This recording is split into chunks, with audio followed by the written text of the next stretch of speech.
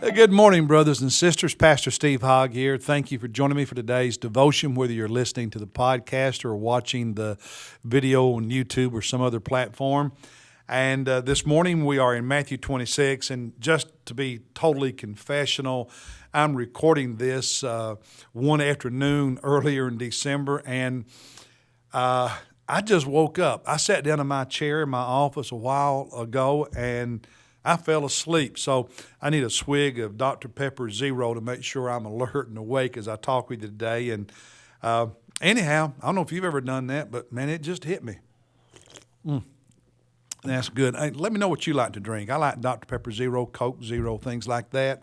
But anyhow, back to Matthew chapter 26. I know you're all excited to know what soft drinks I like. Matthew 26. We just celebrated Christmas, and New Year's is coming up. And in Matthew 26, what really spoke to me as I was reading it was the value. There is value in observing religious holidays and celebrations. This is the last week of Jesus' life leading up to his crucifixion. And he's getting ready to observe the Lord's the Passover meal and institute the Lord's Supper with his disciples. And in chapter 26, verse 17, we read, "Now on the first day of unleavened bread, the disciples came to Jesus and asked, 'Where do you want us to prepare for you to observe or to eat the Passover?'" You have two Jewish holidays or festivals in that verse: unleavened bread and Passover. And so it got me to thinking about what those are.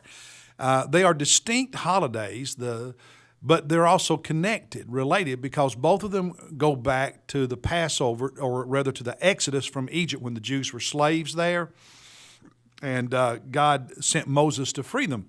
You'll remember the evening that the death angel passed through Egypt, and they put blood around the doors, and if that blood was on the doorpost, then the angel would keep going.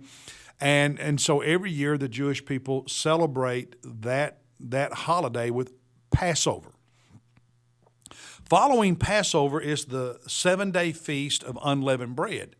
When they fled Egypt, they did not have time to cook a lot of food. They had to flee that very, very quickly the following morning, and so they didn't have time to put the yeast in and for the bread to rise and prepare it the way they normally do. So they were eating unleavened bread, and so the 7-day feast of unleavened bread was to remind them of how quickly they had to flee Egypt, and that their ancestors ate unleavened bread. However, during that very first Passover in Egypt, the night the death angel passed over, they were also eating unleavened bread that evening. And so quite often they would refer to the evening of the Passover meal as the first day of unleavened bread. So you've got these two holidays that are similar, they're connected, yet they're distinct. And Jesus and his disciples were observing these. And what spoke to me, and I want to share with you, is that it's good to have religious festivals, celebrations, and holidays, whether it's Christmas or Easter or Palm Sunday or any others that any of us want to celebrate. Now, we are not to be Pharisees about it. We are not to be legalistic about it and say, you have to do this, you have to observe this holiday, and then judge other people if they don't observe all the holidays we do, or they don't observe it exactly the way we do. That's a misuse of these festivals, of holidays. But there is value in them because they help us remember things God has done in the past. They help us celebrate the blessings of God, the experiences of the past. They connect us with our heritage, with those who came before us. They can bring spiritual renewal. They can help us have a sense of community as we are doing what other believers locally or around the world are doing. And just as importantly, these religious holidays, festivals, they can be a witness to the world.